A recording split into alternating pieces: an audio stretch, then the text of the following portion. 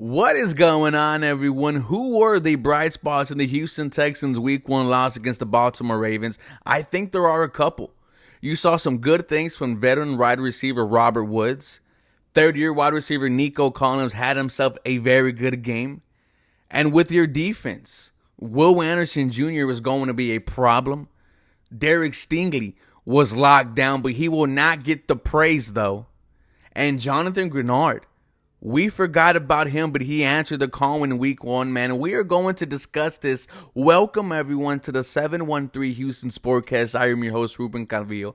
I drop daily Houston Texans content, so make sure you guys are following me on my Twitter, Instagram, TikTok for the latest Houston Texans news, rumors, and updates. And if you're new here to the channel, welcome. Just hit 7K subscribers, trying to hit 8,000 by week 3 or 4. Please help me get there, and thank y'all so much for watching today's video.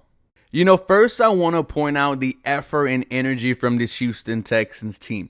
Because on both sides, it was there all 4 quarters. Look, when you enter a Week 1 matchup against a very good team like the Baltimore Ravens, and you are without 3 starting offensive linemen, one of your captains, Jimmy Ward, you lost your other defensive captain, Jalen Petrie, midway through the game. Look, some teams shut down, but not the Houston Texans. With the offense, midway through the game, you thought they were going to get into a rhythm. With the defense, they didn't really let the Baltimore Ravens run over them, throw all over them. No rusher from the Ravens had over 48 yards. No wide receiver had over 80 yards. They were led by rookie wide receiver Zay Flowers. I know the score says 9-25, and it looks like the Texans got blown out. But the game didn't get away till midway third, fourth quarter. So I applaud the effort that the Houston Texans players gave me. It's clear that they believe in head coach DeMeco Ryans and what he is preaching. Let's see it against the Indianapolis Colts. Starting with one of your bright spots in the Houston Texans Week 1 matchup against the Baltimore Ravens, veteran wide receiver Robert Woods, his Houston Texans debut.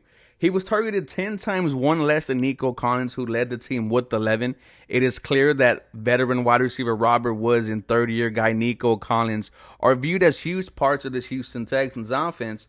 But Robert Woods, 6 catches, 57 yards, 9.5 yards a catch. His longest was 19. But what I loved from his performance, because these numbers don't really light up the stat sheet, multiple third down conversions, a 3rd and 2, a 3rd and 5, and 3rd and 4. In short yardage situation, Robert Woods, who was a very good route runner, found himself open and had some success against the Ravens. And he spoke about that. This is from Tyler Milner from Sports Radio 610.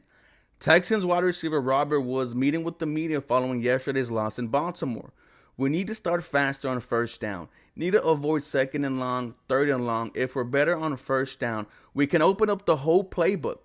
When you're in 3rd and 20 or 3rd and 15, you can only do so much. Totally agree there. Need the Houston Texans to be more dangerous on first down. Nonetheless, I was encouraged by what I saw from Robert Woods. I hope he does this for the next 16 games. Man, right now, he is your number 2 wide receiver. Because the other bright spot was 3rd-year wide receiver Nico Collins. Man, he had himself a very good day. Another bright spot on offense for the Houston Texans was 3rd-year wide receiver Nico Collins. Man, entering this season, the storyline behind Nico is what type of role are you going to have for this Houston Texans offense? Are you going to be a number 1 wide receiver on X Factor for this team, a legit true weapon? A number 2? Or are you going to be splitting reps with Noah Brown and Xavier Hutchinson? Now, with Nico Collins' performance, 11 targets, which led the team, 6 catches, 80 yards, 13.3 yards a catch. His longest was 26. Nico Collins, you had yourself a wide receiver 1 type of game. A game that no one's going to talk about because the Houston Texans didn't win and it was shy of 100. But 6 catches for 80 yards is not bad at all. I need you to build from this Week 1 performance. We gave credit to wide receiver Robert Woods for multiple 3rd down conversions. We could say the same thing about Nico Collins. A 3rd and 16. It was converted, but it was a 15-yard catch that had the Houston Texans at a 4th and 1. They win for it. didn't convert it, but Nico Collins, a tough catch, and put them in that situation. A 3rd and 2 in the third quarter, a 3rd and 9 late in the game for 26 yards, a big play. Nico Collins, he answered the bell. And like I mentioned earlier, I hope he can keep this up because we might find out what Nico Collins is going to be. And if he keeps on having more games like this, hey, I don't want to be that guy, but he is on pace for 1,300 yards. That's wide receiver numbers right there. But I liked what I saw from Nico. Now, switching to the Houston Texans' bright spots on defense, one of them was the number 3 overall pick in this year's draft, Will Anderson Jr. He had himself a phenomenal day. I'm going to post his PFF grades on the screen. An 83.1 overall, a 78.7 run defense grade, and a 69.7 pass rushing grade. That is not bad for your NFL debut. When you look at his defensive stats, 4 tackles, 1 assist, 5 stops, 1 sack, 3 hurries, 1 QB hit, 5 total pressures. Will Anderson Jr. was phenomenal, ladies and gentlemen. That sack, he went against right tackle Morgan Moses, beat him the entire time, gets held at the end, falls down, gets back up, sacks Lamar Jackson. That's what you want to see, man. Endless motor, swarm, special work ethic, and relentless mindset. That's what Will Anderson Jr. has, and that's why he got that sack. And if I'm being honest, he could have had 2 or 3 more if Lamar Jackson wasn't so shifty. There was multiple plays where Will Anderson Jr. was in the backfield and didn't get to the quarterback. One of those plays led to the Steven Nelson interception. Will Anderson Jr. was over the right guard, beats him like a drum, almost gets to Lamar Jackson, forces a errant throw, intercepted by Steven Nelson. Another one, the Houston Texans ran a stunt. Sheldon Rankins creates a lane for Will Anderson Jr. right up the middle, and Lamar Jackson spins his way out of it. But those are 2 almost sacks right there, man. Will Anderson Jr. is going to be a problem in the NFL. And if he's getting help from Jonathan Granard, who was another bright spot for this Houston Texans defense, he was consistently in the backfield with 2 tackles for loss and 1 sack. A very good week 1 performance also with that sack. It came early in the first quarter. It was on 3rd down.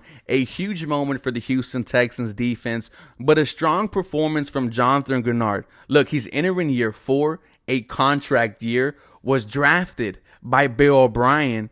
Man, what are we going to get from Granard? You hope that he follows this up with another strong performance against the Indianapolis Colts. You want him to stay healthy, because if him and Will Anderson Jr.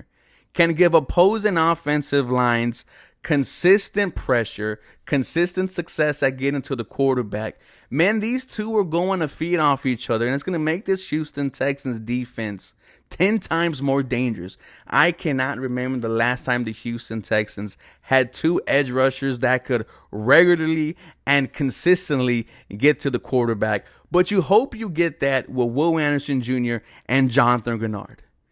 Another bright spot on this Houston Texans defense was Derek Stingley. And we are opening up the conversation again that the Houston Texans made the right choice drafting Derek Stingley ahead of Sauce Gardner. You saw Sauce get absolutely cooked last night against the Buffalo Bills.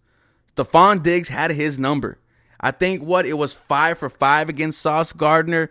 Man, Derek Stingley was locked down against the Baltimore Ravens. He was targeted 3 times, allowed 1 reception for 20 yards, absolutely shut down Odell Beckham Jr.